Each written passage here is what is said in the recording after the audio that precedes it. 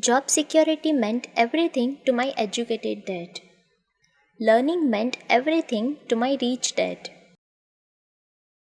A few years ago, I granted an interview with a newspaper in Singapore.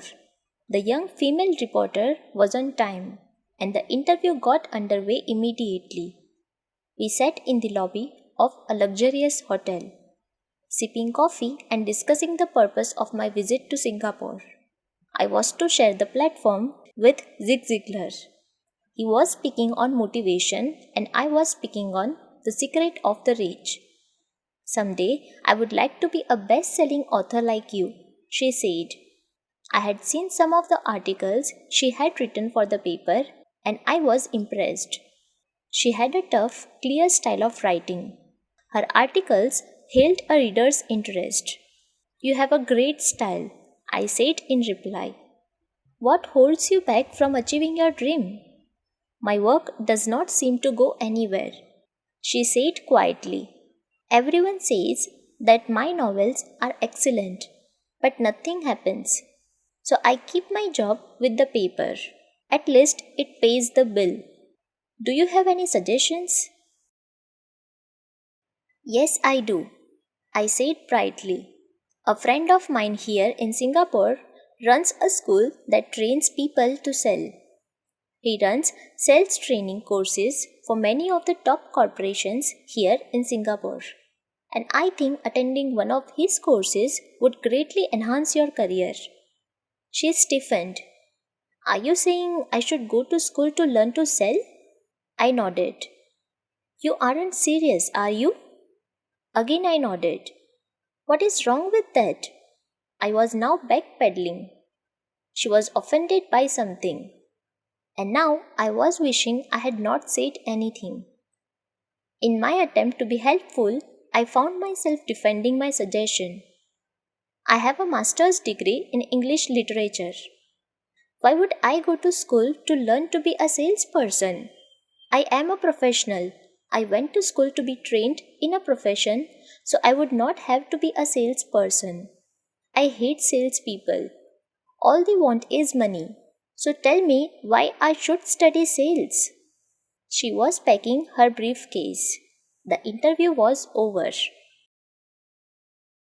On the coffee table sat a copy of an earlier best-selling book I wrote. I picked it up as well as the notes she had jotted down on her legal pad.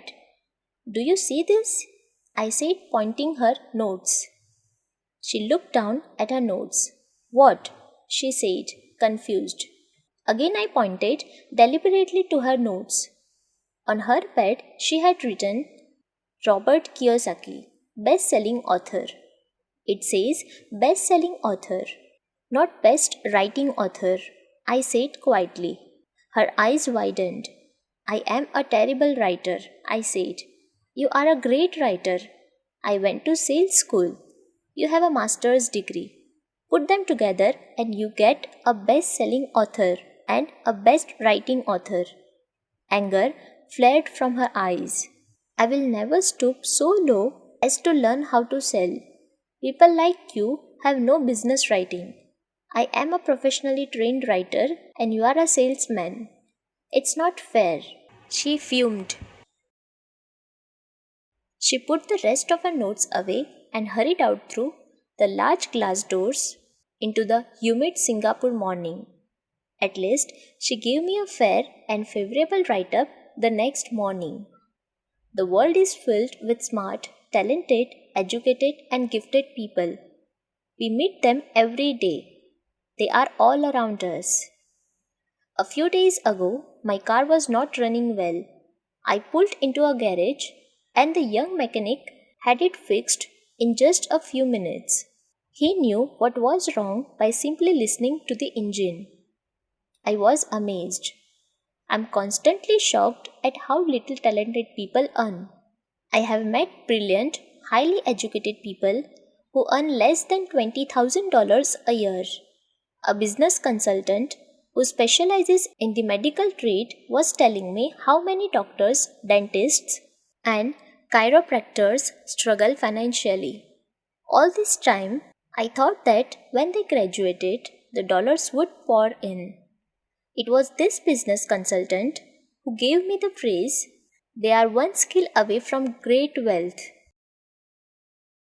What this phrase means is that most people need only to learn and master one more skill and their income would jump exponentially. I have mentioned before that financial intelligence is a synergy of accounting, investing, marketing, and law. Combine those four technical skills, and making money with money is easier than most people would believe. When it comes to money, the only skill most people know is to work hard. The classic example of synergy of skills was that young writer for the newspaper. If she diligently learned the skills of sales and marketing, her income would jump dramatically. If I were her, I would take some courses in advertising copywriting as well as sales. Then, instead of working at the newspaper, I would seek a job at an advertising agency. Even if it were a cut in pay, she would learn how to communicate in shortcuts that are used in successful advertising. She also would spend time learning public relations, an important skill. She would learn how to get millions in free publicity. Then, at night and on weekends, she could be writing her great novel. When it was finished, she would be better able to sell her book. Then, in a short while, she could be a best selling author. When I came out with my first book, "If you want to be rich and happy, don't go to school," a publisher suggested I change the title to "The Economics of Education." I told the publisher that with a title like that, I would sell two books, one to my family and one to my best friend. The problem is that they would expect it for free. The obnoxious title, "If you want to be rich and happy, don't go to school," was chosen because we knew it would get tons of publicity. I am pro education and believe in education reform. If I were not pro education, why would I continue to press for changing our antiquated education system? So I chose a title that would get me on more TV and radio shows simply because I was willing to be controversial. Many people thought I was a fruitcake, but the book sold and sold. When I graduated from the US Merchant Marine Academy in 1969, my educated dad was happy. Standard Oil of California has hired me for its oil tanker fleet as a third mate. The pay was low compared with my classmates, but it was okay for a first real job after college. My starting pay was about $42,000 a year, including overtime, and I only had to work for 7 months. I had 5 months of vacation. If I had wanted to, I could have taken the run to Vietnam with a subsidiary shipping company and easily doubled my pay instead of taking 5 months of vacation.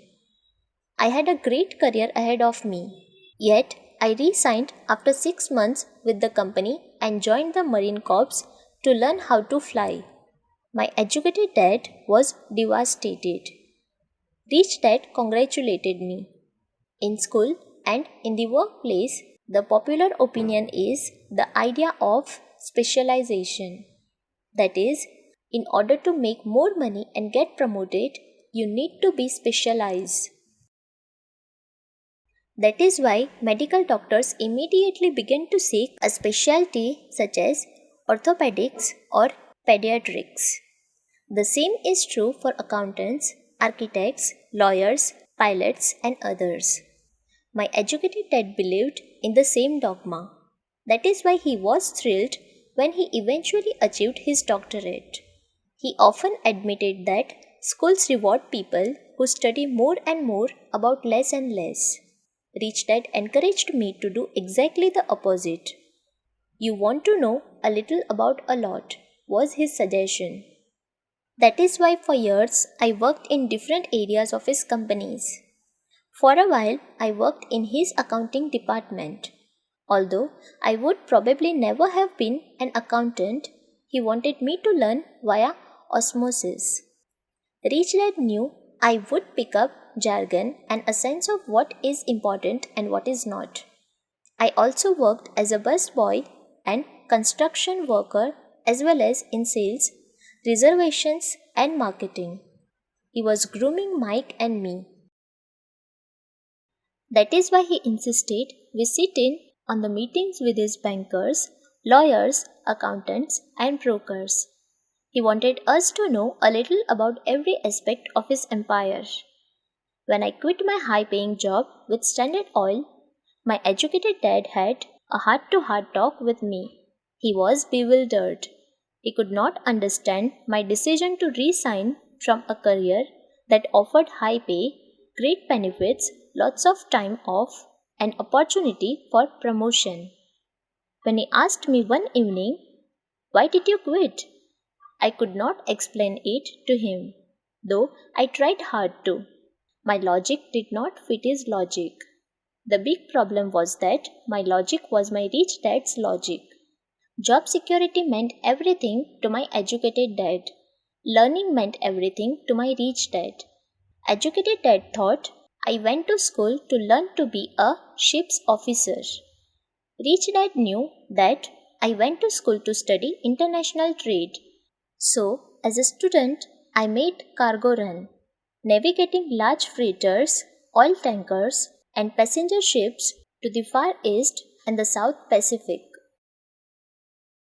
Rich Dad emphasized that I should stay in the Pacific instead of taking ships to Europe because he knew that the emerging nations were in Asia, not Europe. While most of my classmates, including Mike, were partying at their fraternity houses, I was studying trade, people, business styles, and cultures in Japan, Taiwan, Thailand, Singapore, Hong Kong, Vietnam, Korea, Tahiti, Samoa, and the Philippines. I was partying also, but it was not in any frat house. I grew up rapidly. Educated dad just could not understand why I decided to quit and join the Marine Corps. I told him I wanted to learn to fly, but I really wanted to learn to lead troops. Rich Dad explained to me that the hardest part of running a company is managing people. He had spent 3 years in the army. My educated dad was draft exempt. Rich Dad valued learning to learn men into dangerous situations. Leadership is what you need to learn next, he said. If you are not a good leader, you will get shot in the back, just like they do in business. Returning from Vietnam in 1973, I resigned my commission. Even though I loved flying, I found a job with Xerox Corp. I joined it for one reason, and it was not for the benefits. I was a shy person, and the thought of selling was the most frightening subject in the world. Xerox has one of the best sales training programs in America. Rich Dad was proud of me. My educated dad was ashamed. Being an intellectual, he thought that salespeople were below him.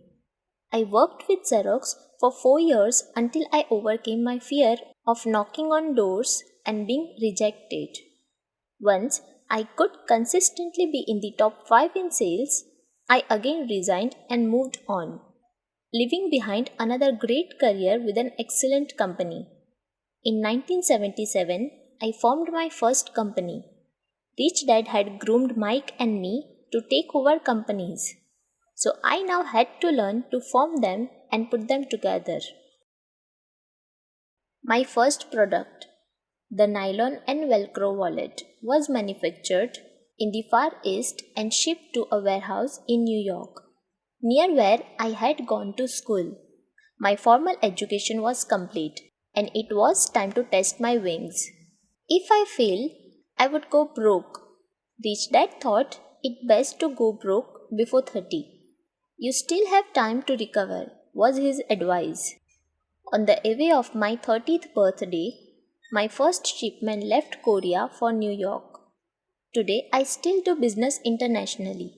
And as my rich dad encouraged me to do, I keep seeking the emerging nations. Today, my investment company invests in South American countries and Asian countries, as well as in Norway and Russia. There is an old cliche that goes, job is an acronym for just over broke. Unfortunately, I would say that applies to millions of people because school does not think financial intelligence is an intelligence. Most workers live within their meals. They work and they pay the bills. There is another horrible management theory that goes, workers work hard enough to not be fired and owners pay just enough so that workers won't quit. And if you look at the pay scales of most companies, again I would say there is a degree of truth to that statement. The net result is that most workers never get ahead. They do what they have been taught to do, get a secure job. Most workers focus on working for pay and benefits that reward them in the short term, but are often disastrous in the long run. Instead, I recommend to young people to seek work for what they will learn more than what they will earn. Look down the road at what skills they want to acquire before choosing a specific profession and before getting trapped in the rat race. Once people are trapped in the lifelong process of bill paying, they become like those little hamsters running around in those metal wheels. Their little furry legs are spinning furiously, the wheel is turning furiously, but come tomorrow morning, they will still be in the same cage. Great job. In the movie, Jerry Maguire starring Tom Cruise, there are many great one liners. Probably the most memorable is, show me the money. But there is one line I thought most truthful. It comes from the scene where Tom Cruise is leaving the firm. He has just been fired and he is asking the entire company, who wants to come with me? And the whole place is silent and frozen. Only one woman speaks up and says, I would like to, but I am due for a promotion in 3 months. That statement is probably the most truthful statement in the whole movie. It is the type of statement that people use to keep themselves busy, working away to pay bills. I know my educated dad looked forward to his pay raise every year, and every year he was disappointed. So he would go back to school to earn more qualifications so he could get another raise. Then, once again, there would be another disappointment. The question I often ask people is, where is this daily activity taking you? Just like the little hamster, I wonder if people look at where their hard work is taking them. What does the future hold? In his book, The Retirement Myth, Craig S. Carpel writes, I visited the headquarters of a major national pension consulting firm and met with the managing director who specializes in designing lush retirement plans for top management. When I asked her what people who don't have corner offices will be able to expect in the way of pension income, she said with a confident smile, the silver bullet. What, I asked, is the silver bullet? She shrugged and said, if baby boomers discover they don't have enough money to live on when they are older, they can always blow their brains out. Carpel goes on to explain the difference between the old defined benefit retirement plans and the new 401 plans that are riskier. It is not a pretty picture for most people working today, and that is just for retirement. Add medical fees and long-term nursing home care and the picture is frightening. Already, many hospitals in countries with specialized medicine need to make tough decisions such as who will live and who will die. They make those decisions purely on how much money they have and how old the patients are. If the patient is old, they often will give the medical care to someone younger. and the older poor patient gets put to the back of the line. Just as the rich can afford better education, the rich will be able to keep themselves alive, while those who have little wealth will die. So I wonder, are workers looking into the future or just until their next paycheck, never questioning where they are headed? When I speak to adults who want to earn more money, I always recommend the same thing. I suggest taking a long view of their life instead of simply working for the money and security, which I admit are important. I suggest they take a second job that will teach them a second skill. Often, I recommend joining a network marketing company, also called multi-level marketing, if they want to learn sales skills. Some of these companies have excellent training programs that help people get over their fear of failure and rejection, which are the main reasons people are unsuccessful. Education is more valuable than money in the long run. When I offer this suggestion, I often hear in response, "Oh, that is too much hassle," or "I only want to do what I am interested in." If they say it's too much of hassle, I ask, "So you would rather work all your life giving 50% of what you earn to the government?" If they tell me, "I only do what I am interested in," I say I'm not interested in going to the gym, but I go because I want to feel better and live longer. Unfortunately, there is some truth to the old statement. You can't teach an old dog new tricks. Unless a person is used to changing, it's hard to change.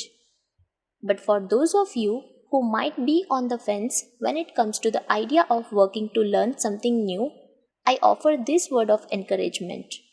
Life is much like going to the gym. The most painful part is deciding to go. Once you get past that, it's easy.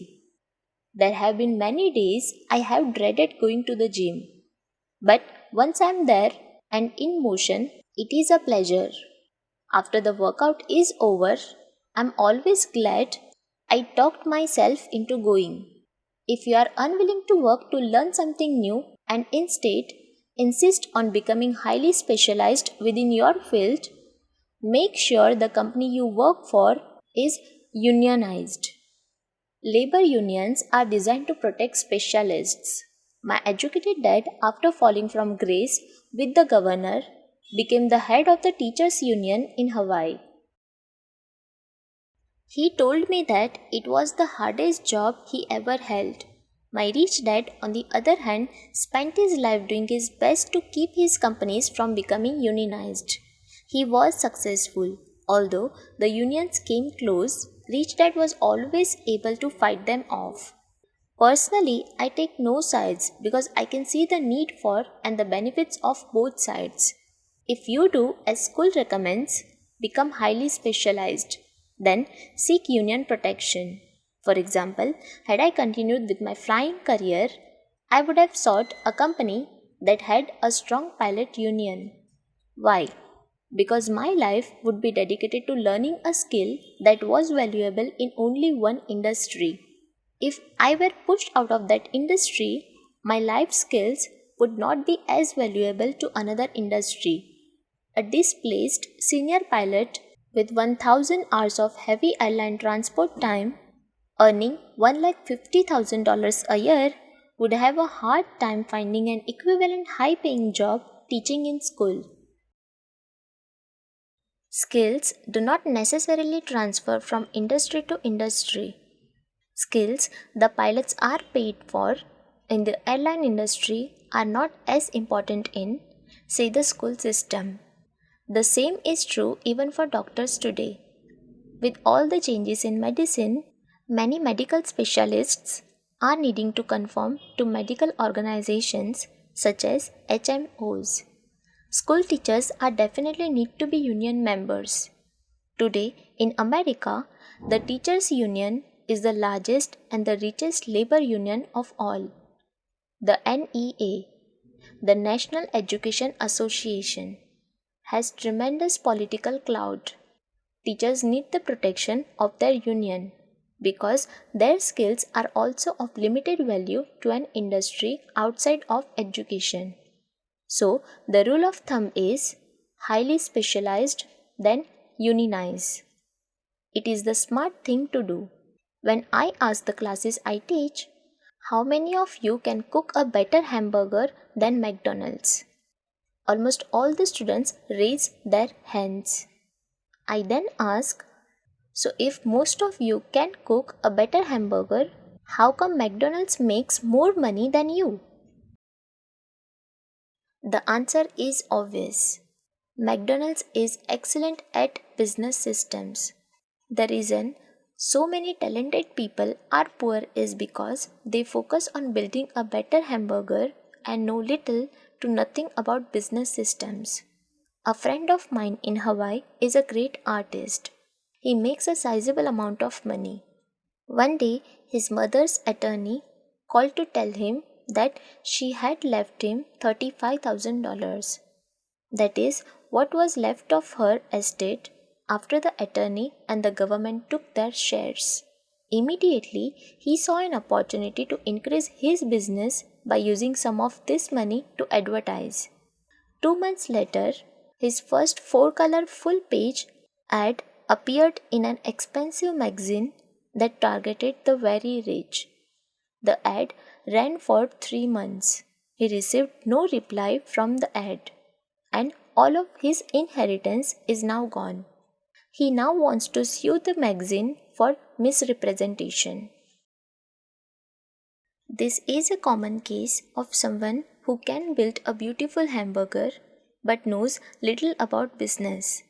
When I asked him what he learned, his only reply was, advertising salespeople are crook. I then asked him if he would be willing to take a course in sales and a course in direct marketing. His reply, I don't have time and I don't want to waste my money. The world is filled with talented poor people. All too often, they are poor or struggle financially or earn less than they are capable of, not because of what they know, but because of what they don't know. They focus on perfecting their skills at building a better hamburger rather than the skills of selling and delivering the hamburger. Maybe McDonald's does not make the best hamburger, but they are the best at selling and delivering a basic average burger. Poor Dad wanted me to specialize. That was his view on how to be paid more. Even after being told by the governor of Hawaii that we could no longer work in state government, my educated dad continued to encourage me to get specialized. Educated dad then took up the cause of the teachers' union, campaigning for further protection and benefits for these highly skilled and educated professionals. We argued often, but I know he never agreed that over specialization is what caused the need for union protection.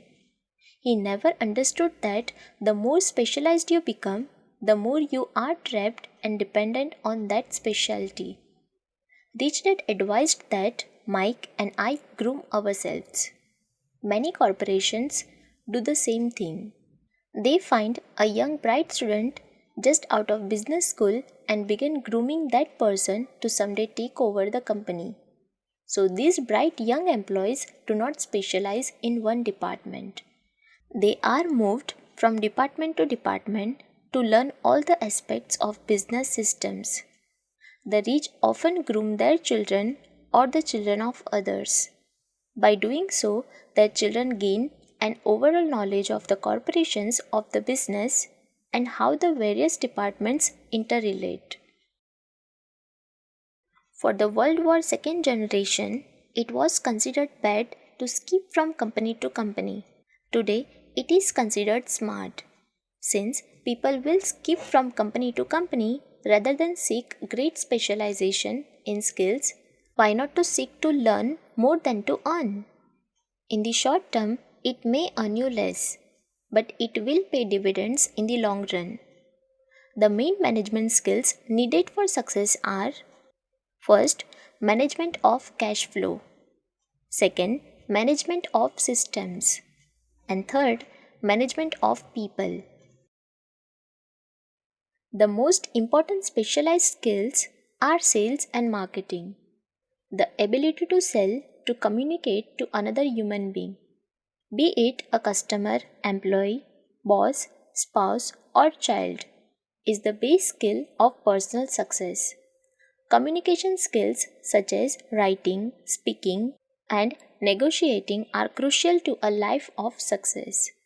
These are skills I work on constantly attending courses or buying educational resources to expand my knowledge. As I have mentioned, my educated dad worked harder and harder the more competent he became. He also became more trapped the more specialized he got. Although his salary went up, his choices diminished. Soon after he was locked out of government work, he found out how vulnerable he really was professionally. It is like professional athletes who suddenly are injured or are too old to pay. Their once high paying position is gone and they have limited skills to fall back on. I think that is why my educated dad sided so much with the unions after that. He realized how much a union would have benefited him. Rich Dad encouraged Mike and me to know a little about a lot. He encouraged us to work with people smarter than we were and to bring smart people together to work as a team. Today, it would be called a synergy of professional specialties. Today, I meet ex school teachers earning hundreds of thousands of dollars a year. They earn that much because they have specialized skills in their field as well as other skills. They can teach as well as sell and market. I know of no other skills to be more important than selling and marketing. The skills of selling and marketing are difficult for most people, primarily due to their fear of rejection. The better you are at communicating, negotiating, and handling your fear of rejection, the easier life is. Just as I advised that newspaper writer who wanted to become a best selling author, I advise anyone else today. Being technically specialized has its strengths as well as its weaknesses. I have friends who are genius, but they cannot communicate effectively with other human beings, and as a result, their earnings are pitiful. I advise them to just spend a year learning to sell. Even if they earn nothing, their communication skills will improve, and that is priceless. In addition to being good learners, sellers, and marketers, we need to be good teachers as well as good students. To be truly rich, we need to be able to give as well as to receive. In cases of financial or professional struggle, there is often a lack of giving and receiving. I know many people who are poor because they are neither good students nor good teachers. Both of my dads were generous men. Both made it a practice to give first. Teaching was one of their ways of giving. The more they gave, the more they received. One glaring difference was in the giving of money. My rich dad gave lots of money away. He gave to his church, to charities, and to his foundation. He knew that to receive money, you had to give money. Giving money is the secret to most great wealthy families.